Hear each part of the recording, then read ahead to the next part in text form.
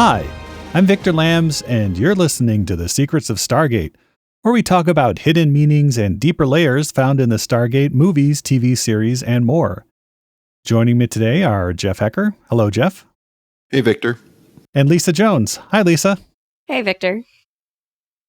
And today we are discussing the 17th episode of Season 1 of Stargate Atlantis, Letters from Pegasus. Hey there, podcast listeners. Imagine you're part of the Atlantis expedition, and out of nowhere, 3 massive Wraith Hive ships are barreling towards you. The team's in a frenzy, planning their next move. Lieutenant Aiden Ford has a risky idea to grab a power source, but Dr. Elizabeth Weir nixes it. Instead, genius Dr. Rodney McKay comes up with a plan to send a data burst back to Earth using all their energy, a gamble they're forced to take. Meanwhile, Major John Sheppard and Teyla, our dynamic duo, head off to check on the Hive ships and warn Teyla's friend Orin about their incoming doom. Teyla, ever the diplomat, promises to save Orin's family, a promise that puts Sheppard in a tricky spot. Back in Atlantis, they're not just sending data, they're sending personal messages home, like a cosmic version of writing home from camp. Everyone's recording, from heartfelt letters to grandmas to petty complaints to higher-ups to deep thoughts on leadership. But out on Orin's planet, things go south fast. The Wraiths show up in force, culling the population while Sheppard and Teyla watch helplessly. They manage to save a few, including Orin's family, but not without loss. The team's shaken, recording their experiences and farewells, hoping their messages reach Earth. And just like that, the intergalactic email sails through the Stargate, landing in the laps of Stargate Command, leaving them stunned. It's an episode packed with tension, personal reflection, and the stark reality of life in the Pegasus galaxy. What did you think of this episode, Lisa? That is some amazing AI. I just got to say. What? No, I wrote that. It's all my own original work. I want to see what the description was for the tone of voice on that one. I love it. It's very energetic. Yeah, I put in a summary for a podcast host to read.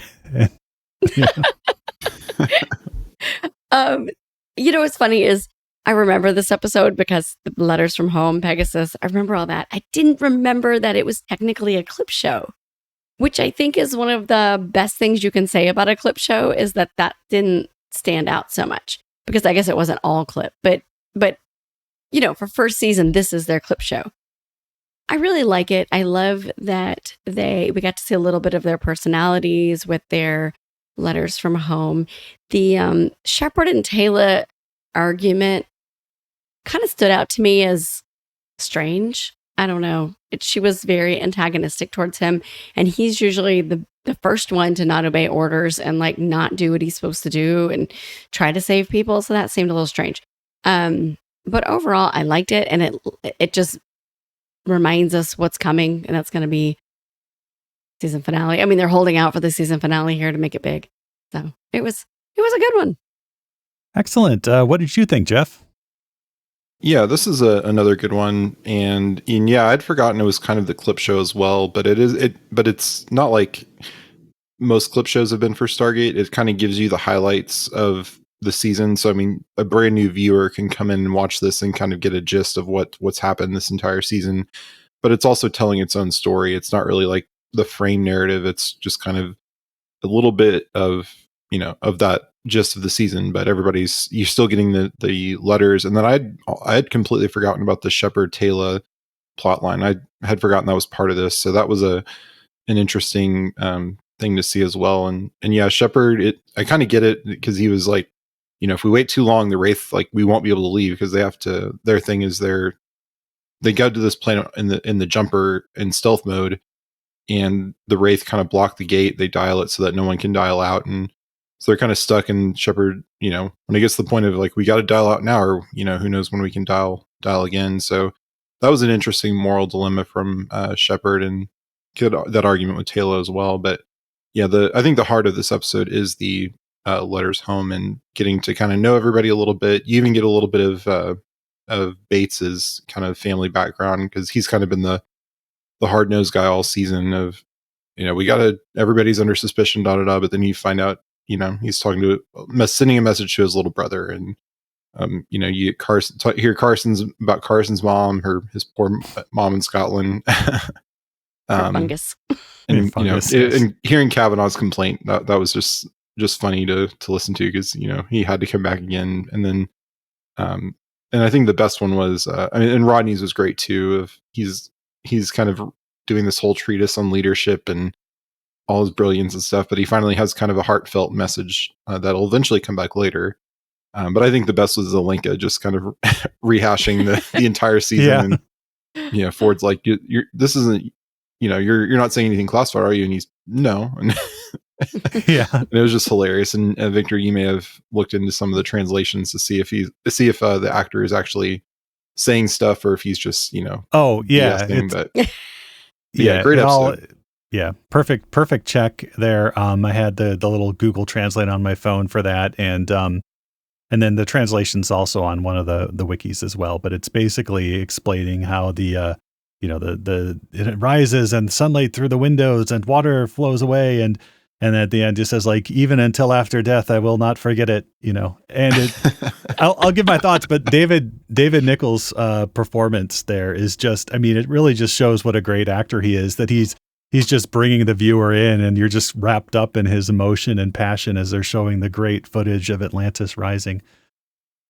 Yeah, I remember this being much more of a clip show than it actually was. It's more of a sizzle reel show where, it starts off and Ford's talking about, what's happened, and you're like, oh no, clip show. But it's just like, basically the cool effects shots are all they're showing until you get to Weirs, and she's talking about all the people they've lost on the expedition, because while everyone is sending their happy letters home, she has to, write all the letters basically to the relatives of the deceased, including, Stackhouse. And I keep calling him Marvin, but it's Markham. We lost last episode. And we get to see everybody basically who's died on Atlantis, including the people in Hot Zone and the Storm.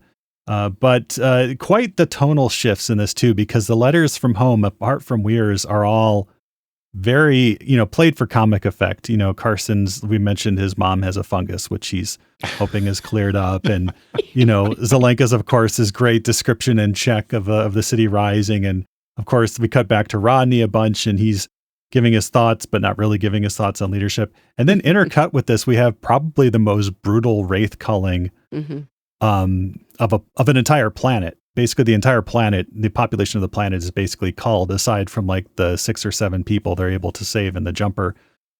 As you say, they go in stealth mode to basically check out the Wraith fleet, and the fleet is not just 3 hive ships; it's 3 hive ships and like 12 cruisers and potentially thousands of darts. And we get this great shot, which I kind of have behind me of them from the jumper looking. And all of a sudden, a cloud of darts just come out of these ships and descend towards the planet. In trying to escape, the Wraith occupy the gate. So Sheppard has to park, and you get some really tense moments there. And it's, really brutal. We get to see, entire families culled, and then we cut back to Rodney talking about how much he fantasizes about Samantha Carter. And you're like, I'm kind of glad the funny stuff is in there too, but we're like bouncing back between them like every minute or so, It would have been really heavy. Really heavy. They're sitting there watching everyone on this planet be taken, So I like the way that they interspersed it to kind of, I don't want to say lighten the mood, but so it's not so depressing, because it's kind of a big deal. Yeah, and it really, I don't know how much of this Mario as a party is credited as the director, but some of this may have been filmed with Second Unit, and other directors and stuff. But the fact that he's able to do the intense drama in space and on the planet, and then get the performances he does out of the regular cast, and they're basically just talking to the camera, is good work on both ends of the spectrum. Mm-hmm. Of course, when they're recording, I hate to say it, one of my thoughts was, as someone who's worked in communications, was who's going to edit all that stuff together?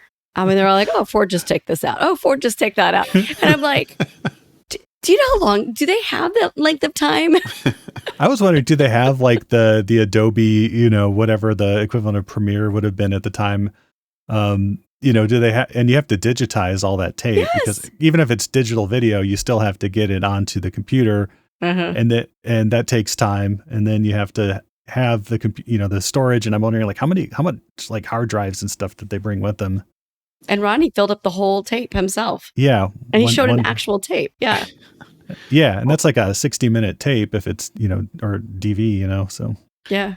Well, they have the Atlantis computers now, so they compress at a faster rate. They probably had AI on the Atlantis AI computers, so they editing. just Chop out silence. every Chop time out they say Rodney's Ford, take rambling. this out. Take that out. Yeah.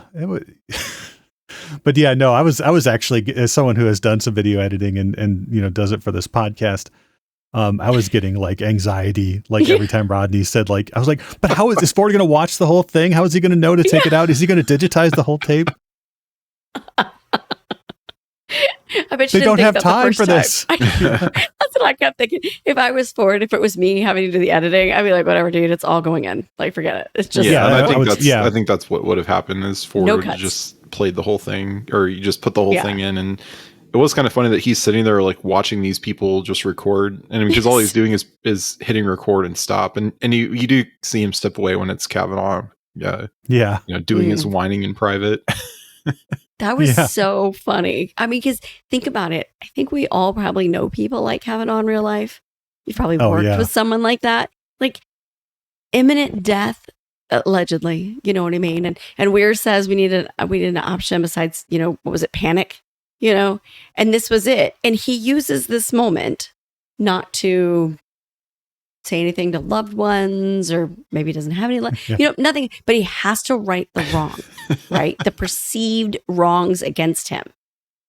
He has a list of grievances. Yeah. Yes. I think I've worked with someone like that. Yeah. And it is great that they bring Kavanaugh back. And I think this is the only time they bring him back. So he was in 38 minutes where he helped, solve the problem to save the stuck jumper.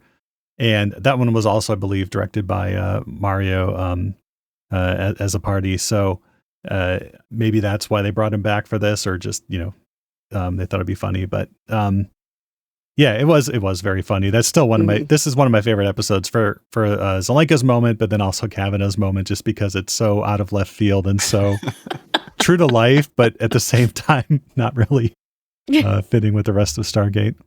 Yeah, he probably would have, once, at the end of the season when they can dial Earth again, he's probably sent back. He's probably kicked off the expedition.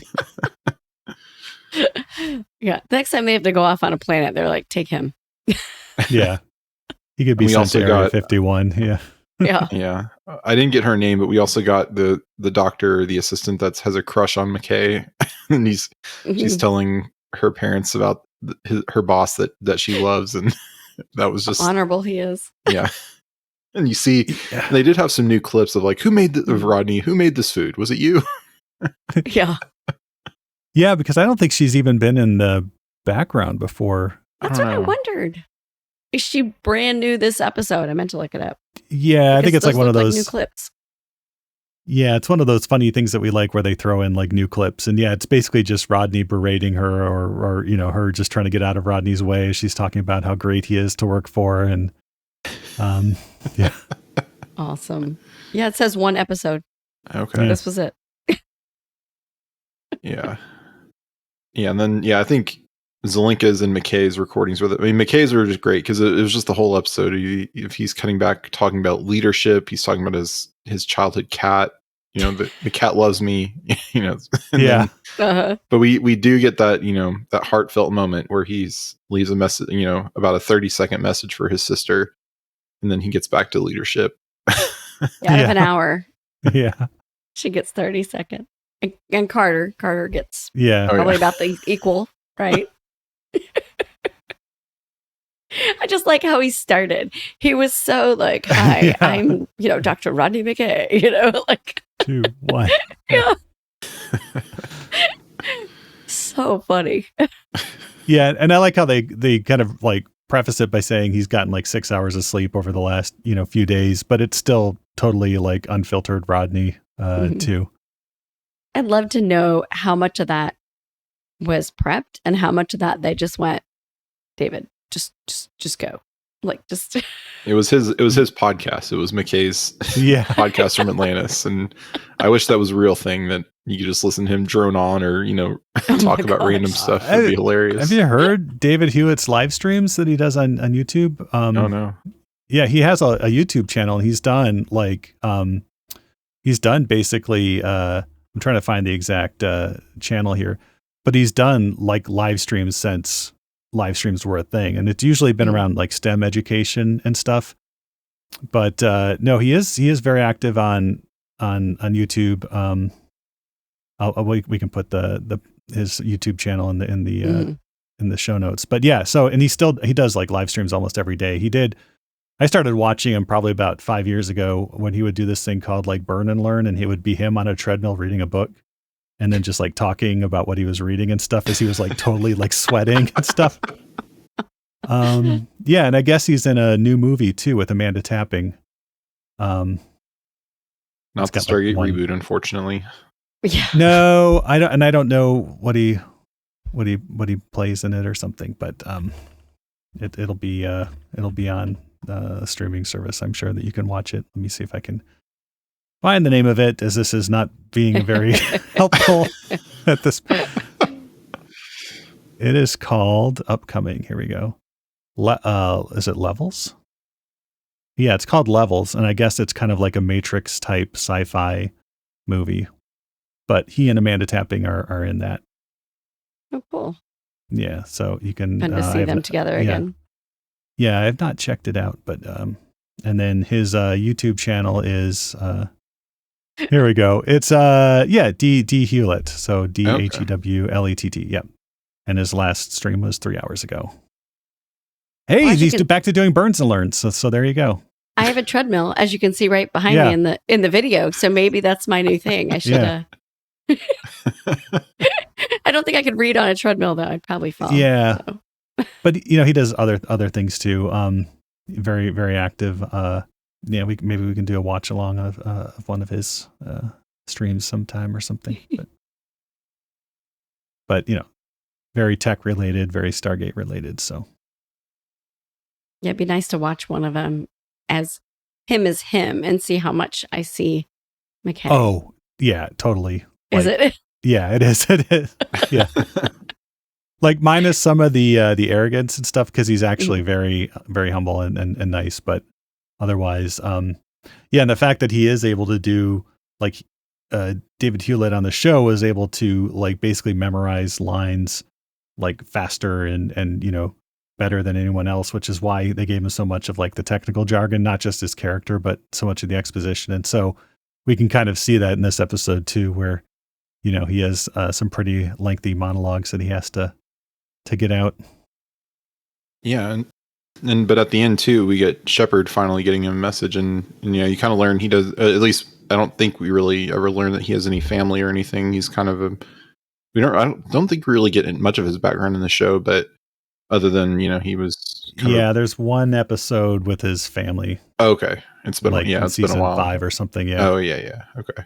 But he leaves a message for the family of Colonel Sumner, who died in the premiere, and he because Sheppard, it was the one who killed him, but it was kind of to save him from that fate of potentially giving up Earth and being drained dry by the Wraith Queen. So kind of a grim fate, and he has to kind of talk around that and say he was I wish I'd known him better, and he was a great leader, and he carried the weight. He carried this burden, kind of saying that he's now carrying that burden. So I thought his message that they sent about Sumner's family was really good. It was a very kind of personal, vulnerable moment for Sheppard too, because in it you see, how concerned he is about his role of what's coming. Because now he is in that leadership, and to him, he's got to bear that weight of leadership for the fight that's coming. And so that was a really nice way to kind of bring home the whole episode for Sheppard. Yeah, and I do like how he says also, like, I just, I wish he was still here. And it kind of does make you wonder, like, if Sumner had survived, like, how would things be different? Granted, it'd be a different show, but would how would he have handled, the Janai invasion, if that had happened and that sort of thing. So it's just kind of interesting to think about. Yeah. I feel like Sumner would have supplanted Weir by now. He would have I think so too. Probably turned it into, this is now a military operation, and I take command and all that. But yeah. Yeah, for sure. Because, I mean, if you think about it, Sheppard didn't come on this mission because he was high ranking in leadership and all of that. He came on it kind of accidentally because they found out he had this ancient gene. Yeah. So, and now all of a sudden he's the highest ranking military officer and he's got this leadership stuff. So it is kind of interesting to think about if Sumner was here. I'm sure Bates was sitting there wishing that Sumner was still there. And yet they still sent Sheppard out on this mission when this attack is Yeah. coming. I don't know. Well, I guess I don't know what soldiers are left that have the gene, but Yeah. He's the best pilot. yeah, Yeah. I guess that's true. But So we get some fun stealth action with the cloaking device on the puddle jumper where, they're able to land and basically they just watch this culling. There's a mysterious beam that comes down from the sky, like a beam of light, and just kind of rests in the middle of the village. And Sheppard wants to check it out, but we never learn, at least in this episode, what's up with that light. I can't remember if it comes back. I can't either. yeah, I don't remember. But it's Hopefully. interesting, but I don't explain it. It gets Sheppard out of the jumper so that, Teyla can be freaked out when one of the Wraith foot soldiers kind of like stares right into the jumper but doesn't see her or the jumper and wanders off. And then she pulls in like a family that's wandering by, and then Oren is like trying to save basically the entire village, but they're too slow. And so they get scooped up, they get vacuumed up by the darts, except for Oren, and I think the kids all survive because it would be too traumatic to see little children get called in That scene with 2004. Teyla and the Wraith soldier, Yeah, that was really cool. it was really cool. Yeah. I really like that. And you could just, the way they let it sit for a minute, right? And you felt her tension. You felt, it was real in the midst of all of this fast stuff going on. It was like just still. And you realized, because you're thinking, he can't see you. What's the problem? And then, but the way that they showed it, realized how he just took a couple of steps forward, he'd suddenly be in the jumper with her. Yeah, and the back of the jumper was open too, and I couldn't remember. I was like, if the back's open and it's cloaked, can you see inside? So you don't really know if he can see inside or not because the back's open.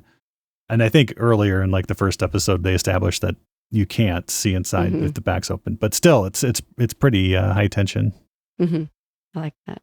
Well, and it's also kind of hinting that maybe the Wraith can sense her, because there's something we'll learn in the next Atlantis episode that maybe she has a connection to the Wraith somehow. So, or I think it's the next one, but It is. So yeah, that was kind of interesting. Like if you've seen that, like, maybe this Wraith is like sensing there's something there. Kind of like, a Gould sense, or a Jaffa like sensing like Teal'c sometimes, or things like that. So, and it does kind of play on the stealth of the jumper that we'll kind of see the opposite end of that in Mobius, when the cloaked jumper is suddenly it's cloaked, but they can find it because of environmental things. So it was kind of cool to see. Like, we're not seeing that yet, but we'll see that.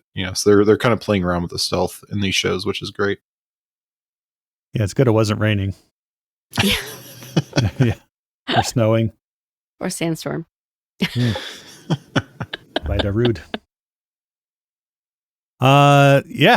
So, so there's more mouths to feed on, presumably Atlantis, and then if they get shunted off to the mainland to work the farms out there and stuff. But You got to get some more farmers and yeah, laborers to feed everybody. That sounds so terrible, but I mean, but that's kind of the nice plot device that they used, is that by putting all of Teyla's people on the mainland, and they're farming and they're working the land and they have the little village. Now, all these refugees they bring in, they don't have to worry about where are they in Atlantis. They just kind of, shuttle them off. Yeah. I mean, and I guess they could put all the humans in the galaxy on like one planet, like destroy the Stargate, and then hope the Wraith never find them. That would be, when you watch this episode, you're like, gosh, how would you deal with this situation? You probably wouldn't keep people like spread out over all these planets where the Wraith could just pick them off really easily. But the other thing I was thinking is it probably makes sense because your resources are closer by. But like, if these civilizations just leave the area the gate is and just go on a long, go migrate somewhere else. Like, I mean, the Wraith would have to do a lot more work to find their food. Yeah. But they probably are like, oh, this is where our farmland was, and our any supplies and tools that are left are here. So it makes sense. Yeah, and trading and too. you can trade. Yeah.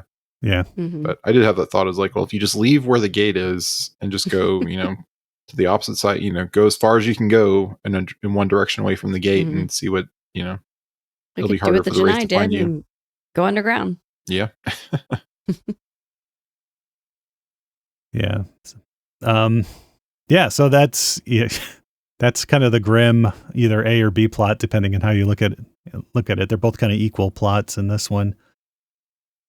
Yeah, I thought, yeah, the conflict between Teyla and Sheppard was a little manufactured. It seemed like, Sheppard's very on mission, saying that he'll save him if there's time. Teyla is just like, no, just like completely forget about the mission. It's like that, Yeah. toxic empathy, I guess is what they call that, but maybe not. But so, but and I do kind of like that her argument is basically there's that episode of the new Doctor, well, the 12th Doctor Who in the Mount Vesuvius, where the companion, if it's Claire at the time, I can't remember, says like, just save somebody, Vesuvius is going to wipe out Pompeii, and they're in Pompeii, by the way, just save like a family, just so we can say that we saved somebody. And the Doctor does. And I think that's kind of Teyla's. It's like, let's just save somebody from this, just so, we can say that we did something good here. I think it also points out how personal this is for Teyla. I mean, we kind of forget that she knows these people. Like, actually, and we see that in this episode. She knows their names. She knows their families. This man was a friend of her father's, And so I think that they were trying to remind us that this is very personal for her. And so for Sheppard and to say, well, we're just going to be in stealth and we're just going to watch it all, that would be really, I mean, if that was one of us, could you imagine that? That'd be horrific. Yeah. And then earlier you had Ford saying, let's just go steal the ZPM from the planet with the kids and leave them to what if the Wraith had come. It's like, well, so she did just witness that conversation. And of course, Weir said no, but, Weir did just say no. She was like, no, that's a bad idea, and you should feel bad for having that bad idea. And he's like, but I thought we were like brainstorming any ideas here. I just, Well, and Ford did say we can bring the kids back with us. It's like, it's not like we would just abandon them. But yeah. And Weir's like, so they can die here with us too? Like, wait, they're coming here. Yeah. Well, if you have the ZPM though, you get a shield. You can. Yeah, it's just a little bit of a ZPM though. Would one ZPM? One ZPM's not enough though, right? I think, especially if it's fully depleted. Yeah. Well, I think it's enough to power the weapon and the shield to some extent, but they need the 3 to like fly Atlantis for it to be fully operational. They need 3, but I think they can use the shield, use one for as a shield and at least as a weapon, which we'll see in the siege coming up. Right. Yeah. So, and they did see that, and then Weir shoots down Ford when he wants to tell his grandmother what he's been up to again. So it's just basically everybody shooting down Ford Day. But he had something to do. He did have something to do. And I did like his interactions with Beckett, where he's trying to explain to Beckett how this works. He's like, just say I miss you, and like, to who? Well, to whoever you wish you were here. He's like, I don't wish anybody was here. I wish I bloody wasn't here. Which is like, nobody wishes they were there right at that moment. Tell your mother you love her, or tell her you miss her. Well, she's frail. I don't want to hurt her. Yeah. And then he says he'll break down, and Ford's like, it's okay, we'll restart or whatever. And then you see Beckett like a blubbering mess. Yeah. I did like how they tied it back at the end, and everybody got to do their real messages. Bates and Beckett and all those people, and we got something the Bates out of one was a surprise, wasn't it? Was nice that they were humanizing him. Yeah, I agree. Because is he in Atlantis next season, or does he stay around for a while? I don't remember if he's. I know Grodin doesn't come back because other characters come in and kind of take some of those, like, I think Major Lorne comes in, and others come in to kind of replace. So I can't remember if Bates, I don't really have memories of him sticking around. So it says he's only in 9 episodes. Okay. But he's in through 2008 and we're in 2005. Okay. So maybe he gets sent back to Earth at some point. Yeah. Okay. Yeah, after he gets injured, I think, in the next couple episodes. But so a good kind of, grounding episode before we launch into the next. Well, I guess we have a little pit stop with the gift, and then we get into the big 3-parter. But cool. Any other thoughts? I'm gonna say that if you've been listening to this podcast for any length of time, I've seen SG1 like a bajillion times. Atlantis, I've not. So it's kind of fun for me because I remember the episodes, but not in depth. So it's a lot of fun rewatching them because I don't remember everything. So there's so many little neat surprises, and I'm really enjoying. I'm really looking forward to the siege. So I can't remember it exactly, but I'm really looking forward to it. I am too. I just remember there being a railgun in it. I'm looking forward to that. Yeah, some mounted gun positions. Yeah. What about you, Jeff? Any final thoughts? Yeah, nothing else for me. Another good episode, and as we kind of march on to the finale. Excellent. Foreign titles? Yes, we did have a couple. French has not been disappointing lately. This one we get Dernier Message, which is Last Messages. So I thought that was very nice and very French. And then in German, we get Nachrichten aus der Pegasus Galaxie, which is Messages from the Pegasus Galaxy. So there you go. And we'd like to take a moment to thank our patrons who make it possible for us to create Secrets of Stargate, including Zach B., Ed M., Kevin J., Bridget, and Leo J. Their generous donations at sqpn.com/give make it possible for us to continue the Secrets of Stargate and all the shows at StarQuest, and you can join them by visiting sqpn.com/give. Be sure to follow the show on Apple Podcasts, TuneIn, Spotify, iHeartRadio, or find our video versions at youtube.com/StarQuestMedia. And to find previous episodes of Secret of Stargate and to send feedback, please visit sqpn.com/Stargate. You can email us at stargate@sqpn.com or follow StarQuest on social media at facebook.com/StarQuestMedia or on X at SQPN. And we will be back next time with the next episode of SG1, Threads. Until then, Jeff Haecker, thank you for joining us and sharing the secrets of Stargate. Thanks, Victor. And Lisa Jones, thank you as well. Thanks, Victor. And once again, I'm Victor Lambs. Thank you for listening to the Secrets of Stargate on StarQuest. And remember, I record this message on the eve of our darkest hour. As I speak, an alien armada of biblical proportions is on its way, bent, dare I say, hell-bent, in keeping with the metaphor, on our destruction. Anyway, I'm sorry, but that just happens to be how I feel about it. What do you think?